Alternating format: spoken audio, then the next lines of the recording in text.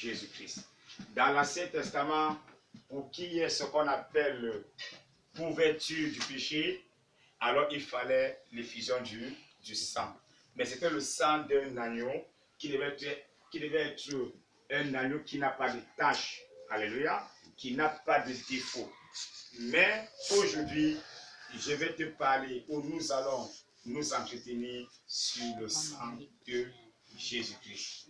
Nous allons lire dans l'Ancien Testament. Lisons Exode chapitre 12. Exode chapitre 12. Exode chapitre 12. Le verset 12 à 13. C'est ça notre texte de base. Exode chapitre 12, le verset 12 à 13. Mais avant de lire le verset 12 à 13, tu dois d'abord lire le verset 7 avant d'aller maintenant lire le verset 12 à 13. Le verset 7 nous situe en quelque sorte le contexte de cet événement-là. Alléluia. Comment le sang devait être autant pour moi. Alors lisons dans le second avant. Exode chapitre 12. Verset 12 à 13. Mais lisons d'abord le verset 7. Le verset 7 et puis verset 12 à 13. Le verset 7 sur une forme d'introduction de notre message. Exode chapitre 12, le verset 7. Je lis au nom de Jésus. On prendra de son sang et on en mettra sur les deux poteaux et sur le linteau de la porte des maisons où on le mangera. Amen. Donc on prendra de son sang et on en mettra sur les deux poteaux et sur les linteaux de la porte des maisons où on le mangera. On prend de son sang. Ici, il s'agit du sang de l'animal qu'on devait sacrifier lors de la préparation pour le départ de l'Égypte. Alléluia. Et là, Dieu dit, on prendra de son sang. Ce n'est pas le sang d'un être humain ici, mais c'est le sang d'un animal, un animal qui n'a pas de défaut, un animal qui n'a pas de tâche. Et cet animal qui n'avait pas de défaut, qui n'avait pas de tâche, pour représenter qui? Jésus-Christ. Alléluia. Lisons dans le verset 12 et 13, c'est ça qui nous intéresse. Verset 12 au verset 13. Cette nuit-là, je passerai dans le pays d'Égypte et je frapperai tous les premiers-nés du pays d'Égypte, depuis les hommes jusqu'aux animaux, et j'exercerai des jugements contre tous les dieux de l'Égypte. Je suis l'Éternel. Le sang vous servira de signe sur les maisons où vous serez. Je verrai le sang et je passerai par-dessus vous, et il n'y aura point de plaie qui vous détruise quand je frapperai le pays d'Égypte. Amen. Alléluia. Bien-aimés, en ce matin, nous parlerons du sang, mais plus le sang de notre Sauveur Jésus-Christ. Alors, dans ce texte, on remarque qu'il y a l'impact du sang pour les enfants d'Israël lors des préparatifs de départ. Il y a l'impact du sang.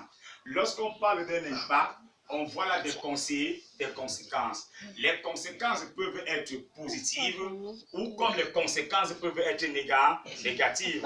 Et là, nous constatons que dans ce fragment de texte, nous voyons qu'il y a un impact négatif d'abord. L'impact négatif se manifeste sur les ennemis des enfants d'Israël. Et les ennemis des enfants d'Israël, ce sont les Égyptiens et les dieux que les Égyptiens servaient. C'est la raison pour laquelle on a le jugement de Dieu au verset 12, où l'Éternel dit ceci: cette nuit-là, je passerai dans le pays d'Égypte et je frapperai tous les premiers-nés du pays d'Égypte, depuis les hommes jusqu'aux animaux, et j'exterminerai des jugements contre tous les dieux de l'Égypte. Je suis l'Éternel. Donc il y a d'abord le jugement de la mort des premiers-nés. Donc Dieu va d'abord détruire les premiers-nés. Alléluia. Parce qu'il y aura effusion de sang. Avec ce sang-là, Dieu va assurer la protection de son peuple. Et il doit manifester des conséquences négatives dans la vie des Égyptiens. Ce sang, en quelque sorte, constituait un poison pour l'ennemi, parce que les premiers-nés d'Égypte, des hommes d'Égypte devaient mourir. Les premiers-nés même des bêtes ou des animaux devaient mourir. Il y a la mort des premiers-nés. Donc nous avons un impact négatif sur ceux-là qui sont contre les enfants de Dieu. Donc le sang a un impact négatif sur tous nos ennemis. Le sang de Jésus a un impact négatif sur même les démons qui essaient de nous attaquer. Le sang de Jésus-Christ a un impact négatif sur tout cela qui monte des projets contre nous, qui s'en vont même chez les charlatans, chez les devins pour nous faire du mal. Le sang de Jésus-Christ a un impact négatif sur eux. C'est la raison pour laquelle nous voyons ici qu'il y a la mort des premiers-nés des hommes et des bêtes au verset 12. Parce que Dieu nous dit que quoi? Cette nuit, donc quand vous avez appliqué le sang sur les linteaux des portes, et la nuit où moi je vais passer dans le pays d'Égypte, je vais frapper tous les premiers-nés du pays d'Égypte, depuis les hommes jusqu'aux animaux. C'est-à-dire que les Égyptiens devaient tellement peur. Il semblerait que dans le contexte, les premiers-nés en Égypte étaient comme les successeurs des hommes, des rois, des princes, des clergés. Parce qu'en Égypte, il y avait tellement de savants. Il y avait des grands hommes de science en Égypte. Et je vous rassure, Moïse, même qui est l'auteur de cette œuvre, quand nous étudions Moïse, on constate que Moïse lui-même a fait l'école pharaonique parce qu'il était considéré comme le petit-fils du roi. Et tu ne peux pas être considéré comme le petit-fils du roi sans savoir la science égyptienne. Pour dire que Moïse a été un homme intellectuel à cette époque-là. Et Dieu est en train de dire qu'il doit d'abord les frapper là où ça les fait mal, à savoir les premiers-nés. Il paraît que les premiers-nés étaient quelque chose de capital pour les Égyptiens. Il paraît que les premiers-nés même des bêtes constituaient à sacrifier quoi, à leur Dieu, n'est-ce pas, à leur divinité. Il s'agit de quelque chose de très capital lorsqu'on regarde le contexte. Et là, Dieu dit que je vais commencer par là. Il s'agit en principe de la 10e plaie auquel Dieu devait frapper Pharaon.